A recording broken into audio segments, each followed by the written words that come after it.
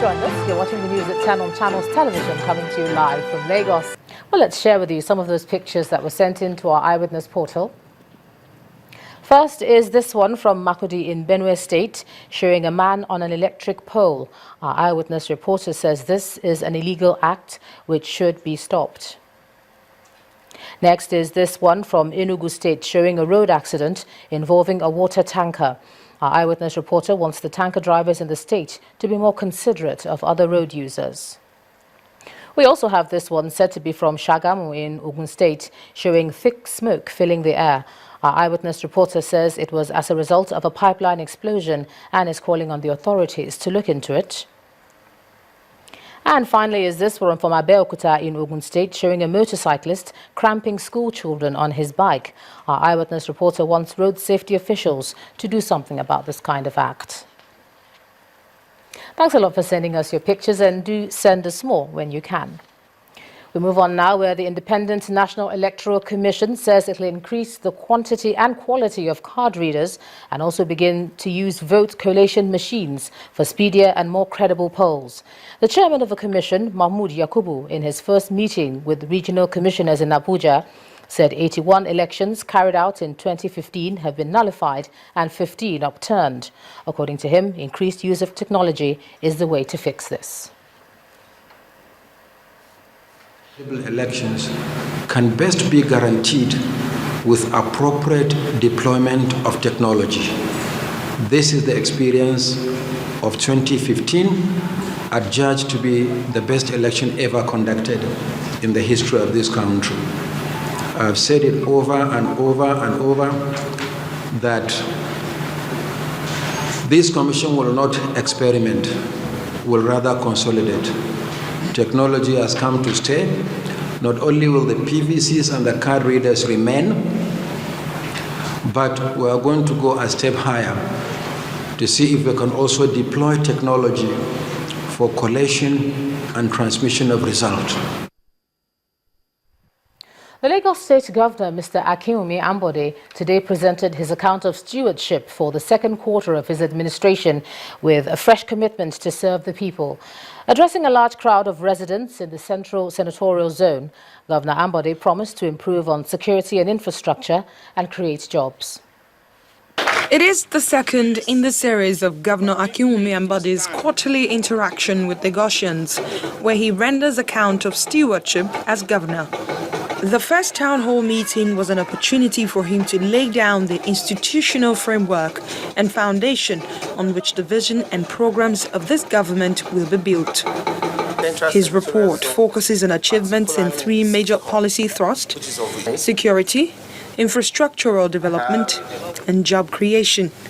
I am happy to report that our state is a lot safer today, as statistics show that crime rates reduced by 65% during the last quarter compared to year 2014.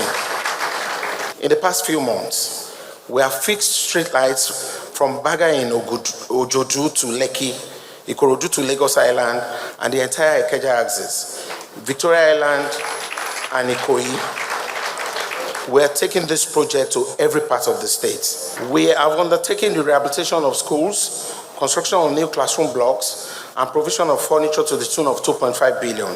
This was funded jointly with the federal government under the UBEC scheme, with the state adding an additional 526 million.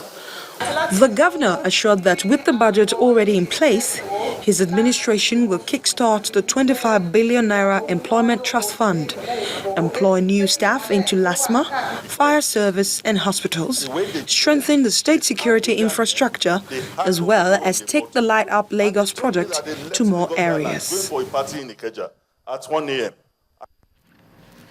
right, let's cross over to Abuja now. Here's Linda Akigbe. Linda. Hello, Ijoma, and welcome to Abuja. The European Union has reacted to a call by the Organization of Emerging African States seeking self-determination of a Biafra government. The group had written to the EU's High Representative for Foreign Affairs and Security Policy, Ms. Federica Morini, stating reasons for secession, one of which is that Biafra is Africa's first true post-neocolonial state, which corresponds to no known former colony. The OEA claims to represent the Biafra government in exile, said to have been established in 2007 in Washington, D.C., as the external continuation of the Republic of Biafra. A letter from Ms. Morini's office says, and I quote, "The EU has a long-lasting, multifaceted relationship with Nigeria and engages in regular dialogue and cooperation with the government and civil society," end of quote. It adds that it follows all political developments in the country very closely. Ms. Morini says as far as questions of self-determination and changes to national borders are concerned, they are best regulated in accordance with established international law and relative customary practice. The Senate has asked the military and police authorities in the country to begin the process of relocating all internally displaced persons forced to flee their homes due to Boko Haram insurgency. The Senate also asked the military and other security agencies to reopen all closed highways in the northeast. Senate leader Alin Dume made the request during a meeting with the service chiefs and Inspector General of Police. Senator Ndume said the meeting is an opportunity for the Senate to discuss with the service chiefs about the specific steps to take to complete the process of relocating the IDPs this year. The meeting was held behind closed doors. Meanwhile, the federal government is continuing its drive to find the cause of pipeline explosions in Warri, Delta State. Minister of Defense is spearheading that mission and has arrived at Yosubi Airport, Warri, Delta State, for an on-the-spot assessment of the sites of the explosion a few days ago. He was received by a delegation led by the Chief of Defense Staff, General A.O. Olunishaki. The Secretary to the Government, Ovie Agas, represented the Delta State Governor. From the airport, the minister received a guard of honor and then held a closed-door meeting with the military and security personnel at the 3 Battalion Nigerian Army Barracks. IED explosion, and I believe it was well arranged and well planned. You can see the magnitude of the explosion. So I believe this has to be taken care of by members of our armed forces against next time, because we need to intensify patrols. No, we can say we are still looking for them, and the JTF commander told me that they are on it and they must come out with whoever did this criminality.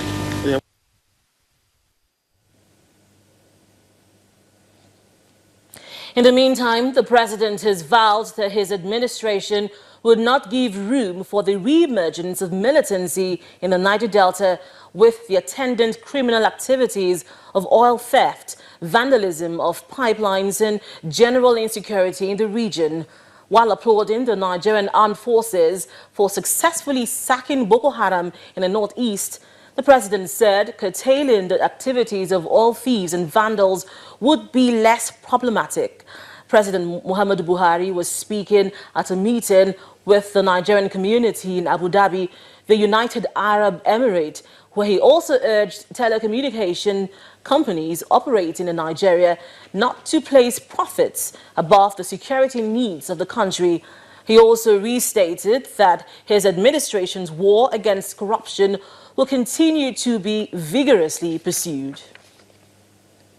The Nigerian Bar Association has visited Zaria in Kaduna State to investigate the bloody clash between members of the Islamic Shiite movement and the Nigerian army in December last year, which left several people dead. President of the association, Mr. Augustine Alege, who led other national officers of the bar on the fact-finding tour, stressed the need for all the parties involved to sheath their swords and embrace dialogue. The dust of the incident, which led to the clash between the Nigerian army and Shiite Muslims in Kaduna State on December 12, 2015, is yet to settle. A situation that has prompted the president of the Nigerian Bar Association, Augustine Alege, embark on a fact-finding mission to meet with the warring factions.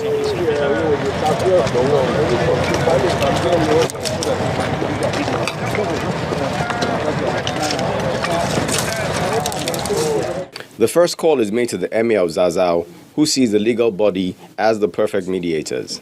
We have a lot of respect, and Nigerians have high regard on the members of the Bar Association. Whatever you do, wherever you find yourself, don't forget that Nigerians are having a high expectation in all of you. The army headquarters is next. There, the NBA president seeks to know if the matter could have been handled differently. Since you are lucky to be the one in the theater of events, it's found important to hear from you what transpired. Would it have been done differently?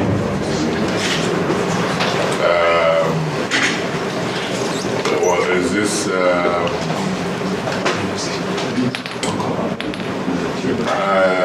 what I'll call a flash in the pan incident? Is that has been doing for long? If so, what have been done before now?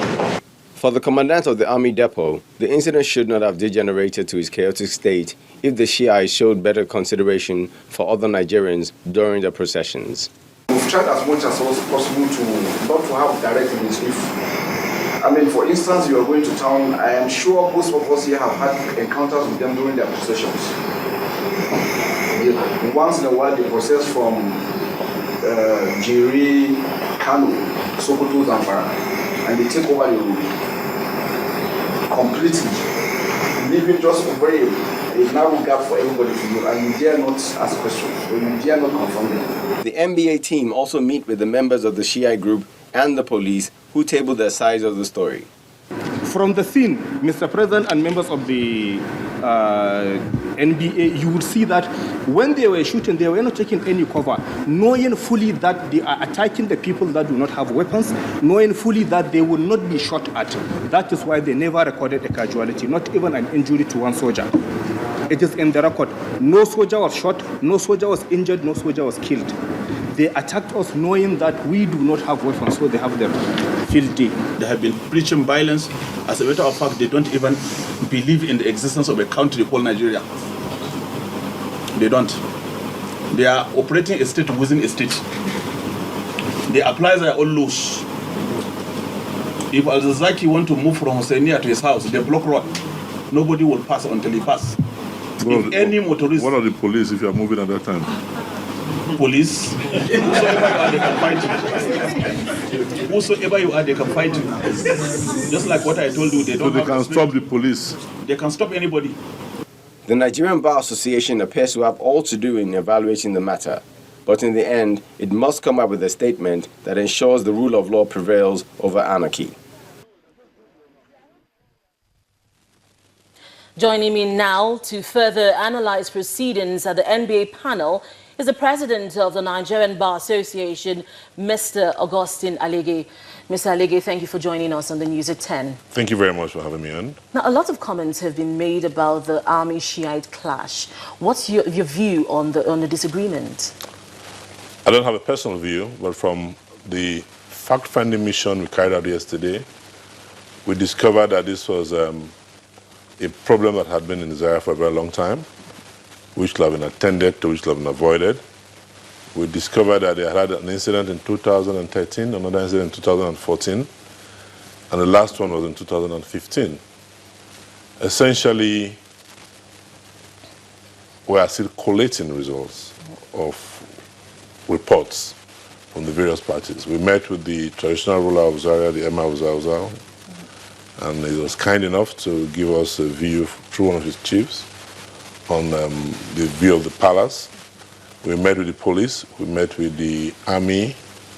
I'd like to state that the depot commandant in Zaria was not part of this incident, but at least he lives in Zaria and he gave us his own personal experiences.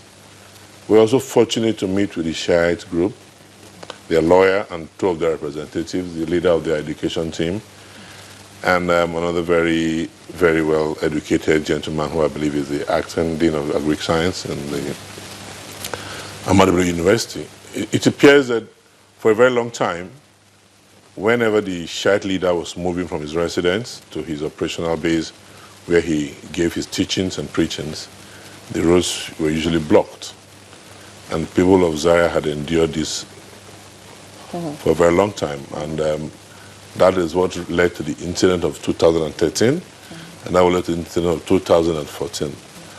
But this particular incident is rather strange because from our findings so far, from what both parties have told us, the Shiite leader was not moving on that day when the chief of army staff was moving, but they claimed they saw some military personnel near the Shiite operational base, and that is why their men came out and then blocked the road. From your fact-finding mission, where you've been putting together the NBA, what major recommendations would you be making to prevent this sort of incident from reoccurring?